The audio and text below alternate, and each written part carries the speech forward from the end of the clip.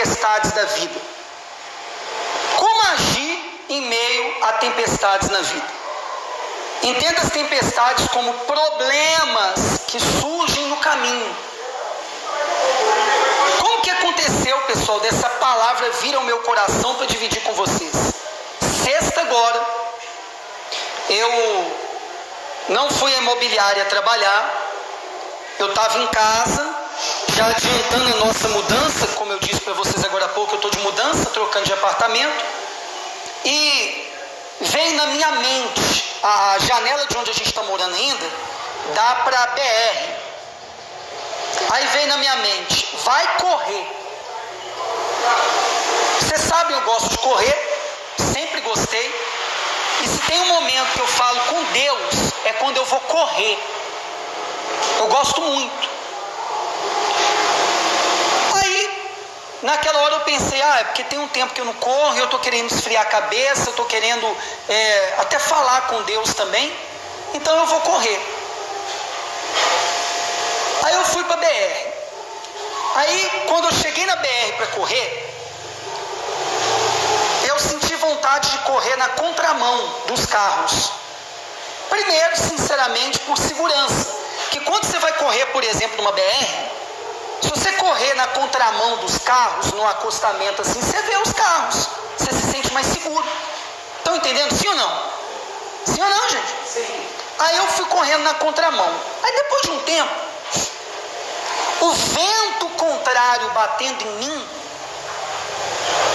aí me veio assim um pensamento que eu creio que foi o Espírito Santo falando assim: está sentindo o vento contrário? Aí eu começo a conversar com a voz, né? Claro, eu estou contra o vento. Aí eu continuei correndo, aí veio outro pensamento: vai até na entrada da cidade. Sabe quando a gente está indo no sentido daquele viaduto que tem na entrada do Morumbi ali, ó, a gente vai sentido Araguari até chegar naquele ponto alto do viaduto? Sabe onde é? Ali é a entrada de Uberlândia, por aqui, uma das. Aí, na hora que eu cheguei lá, veio na minha mente assim: agora você vai parar aqui, você vai estender a mão e você vai repreender os ventos contrários. Presta atenção. Me veio o desejo de correr. Eu gosto de correr.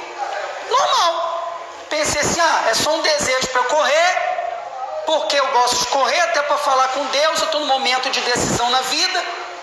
Só que aí no início da corrida eu senti desejo de correr na contramão dos carros, o vento contrário veio. Aí, creio eu, o Espírito Santo, através de um pensamento, falou: está sentindo os ventos contrários? Aí mais na frente, o pensamento falou o quê? Agora você vai até na entrada da cidade, lá no viaduto. Aí quando eu cheguei lá, estende a mão e repreende os ventos contrários. Aí, eu lembrei que muita coisa que eu planejei para quando eu recomecei aqui em Uberlândia, de menos de um ano para cá, deram errado. Muitos planos que eu planejei deram errado. Aí eu liguei com os ventos contrários. Aí aquele pensamento, creio eu, o Espírito Santo me levou para esse texto aqui. Quando eu cheguei em casa, eu até falei com a Wanda. Eu lembrei desse texto aqui. Quando Jesus e os discípulos estavam a caminho de Gadara. Vocês já ouviram falar do gadareno endemoniado? Eles estavam indo para esse lugar para Jesus libertar esse gadareno endemoniado. E ele ia ficar lá, ia falar de Jesus no caminho para as pessoas naquele lugar. Ia haver uma multiplicação de filhos de Deus, de discípulos de Jesus. Mas no caminho veio um vento contrário, veio uma tempestade. Veio uma o quê? Tempestade. Aí eu entendi o que eu acredito que o Espírito Santo queria que eu entendesse. Aí depois que eu estendi a mão, aí veio uma vergonha, né? Pessoal, muita coisa que é espiritual vai te dar vergonha de fazer. Aí vem na minha mente assim, o pessoal vai passar com o carro, vai buzinar, vai zombar. Aí eu pensei assim, o que alguém tem a ver com a minha vida? Fechei o olho e fiz o que a voz mandou. Aí depois que eu fiz, repreendi os ventos contrários da entrada da cidade. A igreja está recomeçando aqui no Morumbi. Interessante que essa entrada da cidade é antes da entrada para o Morumbi. Aí vem na minha mente assim, agora volta e recomeça tudo de novo. Repreende o vento contrário primeiro, volta e começa tudo de novo. A gente está aqui hoje recomeçando tudo de novo. Presta atenção. Linka com a tua vida. Pega essa palavra para a tua vida. Aí eu voltei. Aí eu fui para o texto.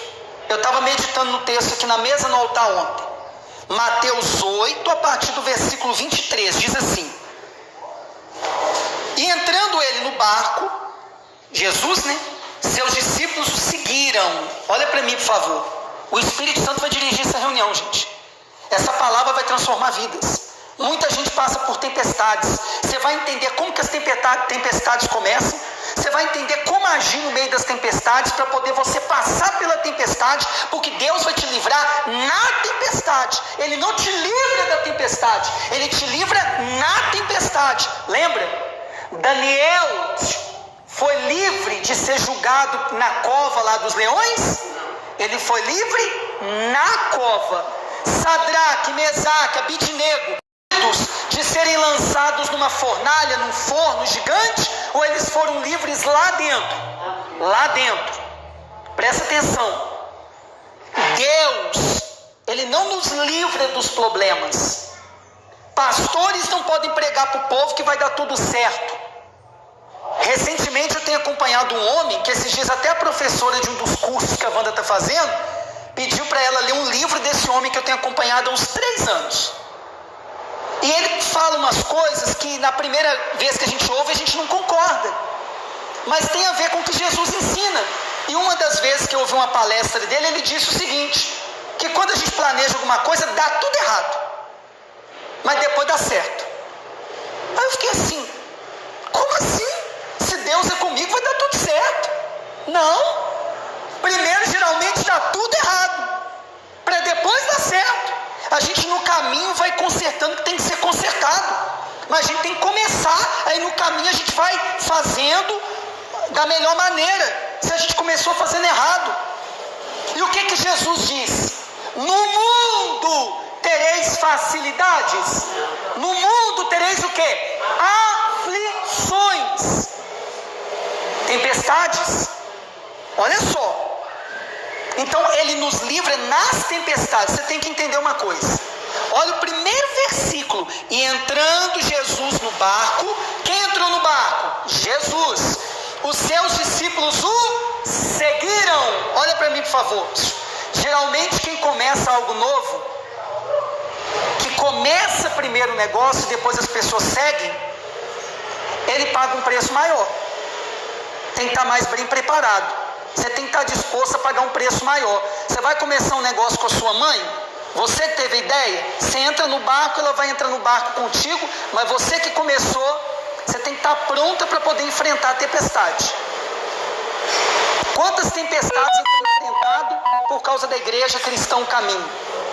Ontem eu estava falando com a Wanda, que parece que o Espírito Santo está me cobrando fazer aquelas incursões de madrugada, Gabriel, que eu te falei, ir até as baladas, para evangelizar na balada, ir até o local lá da prostituição, onde ficam lá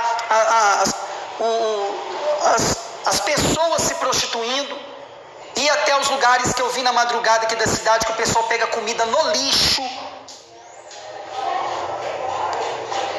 E eu tô lá com as capas prontas no canal no YouTube para poder fazer as lives do celular, para ir até esses lugares, até essas pessoas na madrugada de sexta para sábado, e fica uma cobrança dentro de mim para começar. Aí a Wanda ontem estava até falando comigo assim, minha esposa, mas como que você vai começar? A gente está reorganizando a nossa vida. Mas se eu for esperar tá tudo bem, eu não vou começar nunca. Se você for esperar tá tudo bem, você não começa nunca o que você quer começar. Jesus entrou nesse barco aqui. Antes dessa entrada no barco, eles já estavam trabalhando, ó. Ele já estava pregando em outro lugar, ele já tinha libertado, ele já tinha curado, ele estava cansado. Tanto é que daqui a pouco vocês vão ler comigo que ele dormiu no barco. Ele estava cansado e estava indo para outra missão. Mesmo cansado, você tem que seguir fazendo aquilo que você crê que Deus colocou dentro de você. Você não pode parar. Ah, está dando errado. Insiste e começa e continua a fazer tudo que você acredita que Deus quer que você faça.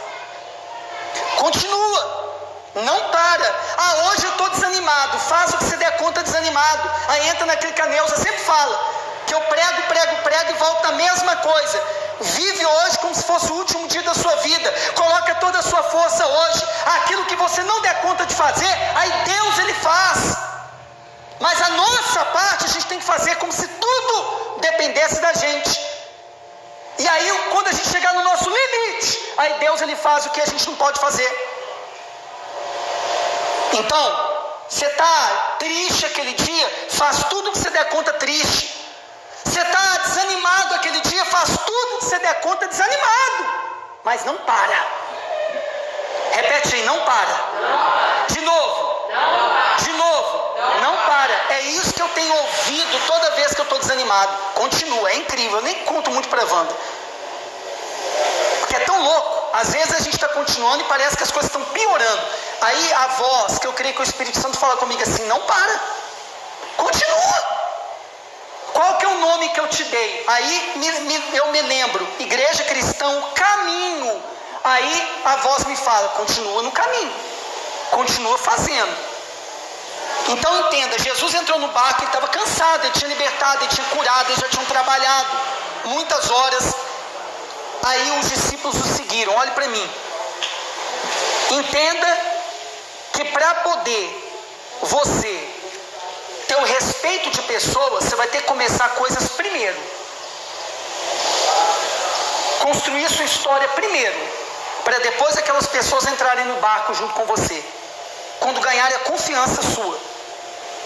No início, nem todo mundo concorda com aquilo que você está disposto a fazer. Vou falar que você é sonhador, sonhadora, que você é louco, que você é louca. De onde você tirou essa ideia? Aonde você está com a cabeça? Mas depois que você entra no barco, depois que o barco começa a andar, vai ter gente que vai querer entrar no barco junto com você. Aí você vai ter até que ver também quem é que está entrando no barco, para não te atrapalhar, para não afundar o barco. Você está entendendo sim ou não? Esse barco eu não sei o que é. É um plano que Deus colocar no seu coração. Está escrito que tanto querer quanto realizar vem de Deus. Se vem um querer dentro de você, uma vontade dentro de você ardente de fazer uma coisa, ser honesto, ser justo, ainda mais se for abençoar você e pessoas que você ama, vai em frente. E a melhor coisa é não contar para ninguém. Vai sozinho e faz. Se tiver que dividir isso que nasceu no seu coração, que você crê que Deus colocou, só divide com pessoa de extrema confiança, para entrar no barco junto com você. Prosseguindo aqui. E eis que no mar se levantou uma tempestade tão grande que o barco era coberto pelas ondas. Ele, porém, estava dormindo. Olha para mim, por gentileza. Primeiro ponto. Como se levantam as tempestades? Repete comigo. Como se levantam as tempestades? Olha para mim, por gentileza, pessoal. As tempestades podem ser os problemas da vida. A gente está no mundo caído. A Bíblia diz que o mundo jaz no maligno. Ele está no maligno. Esse mundo é caído. Tudo que é certo é errado, que é errado é certo. Tem gente que não dá nem para você conversar, porque já está com a cabeça dominada já pelo mal que domina nesse mundo. Então o que você tem que entender?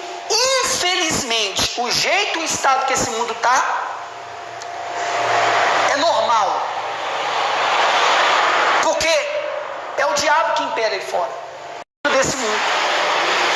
O nosso caminho seguindo Jesus.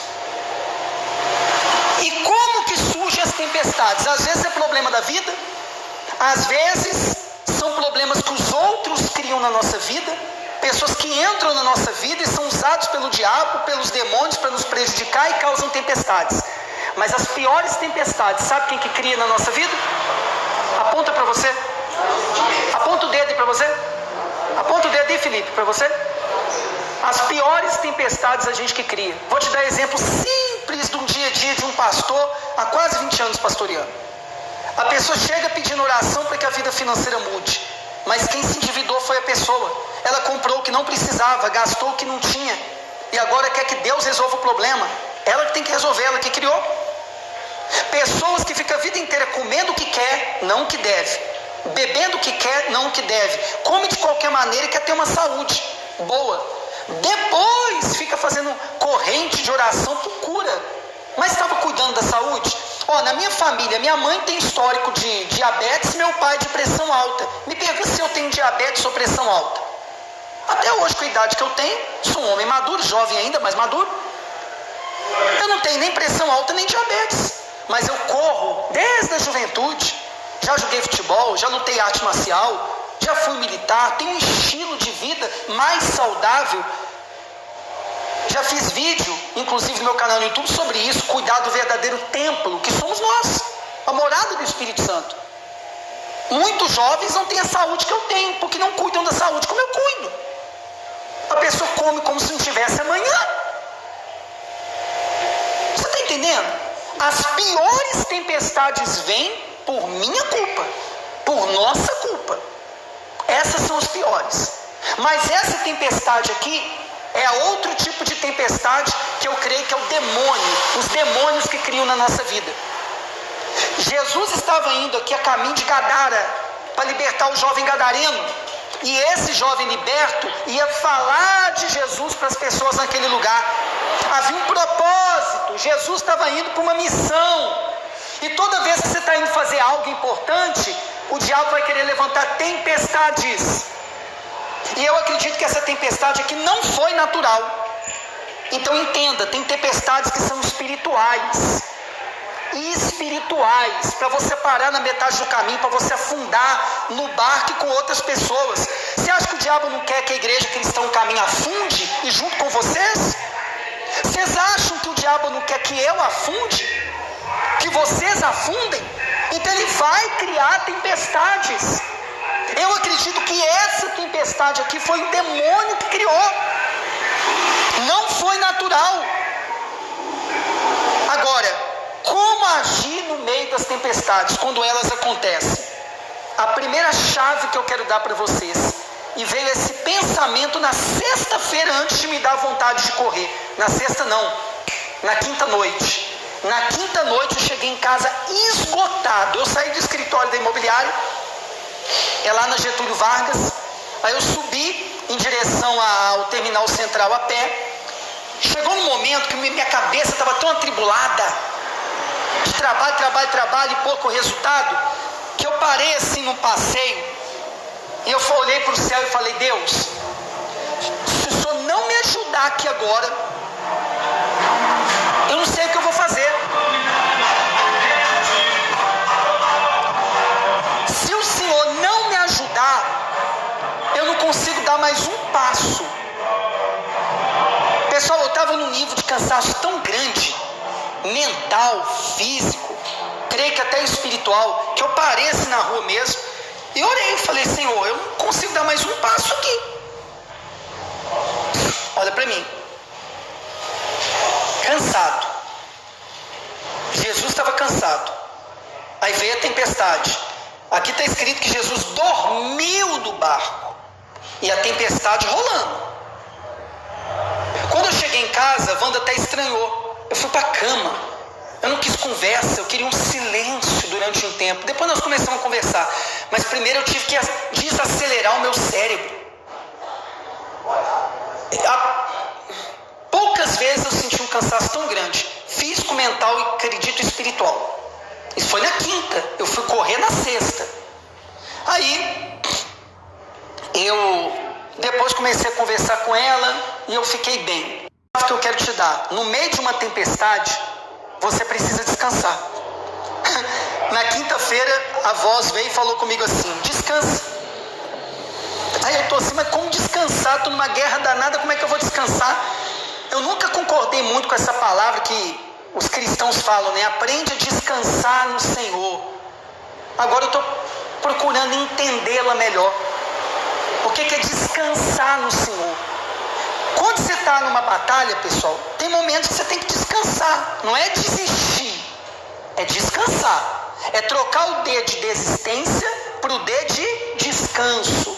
Repete, trocar o D de desistir pelo D de descanso.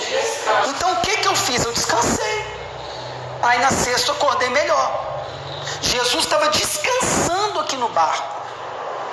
É interessante que eu estava com 2 clientes meus, que a última mensagem que eles me mandaram pelo WhatsApp, eu não gostei.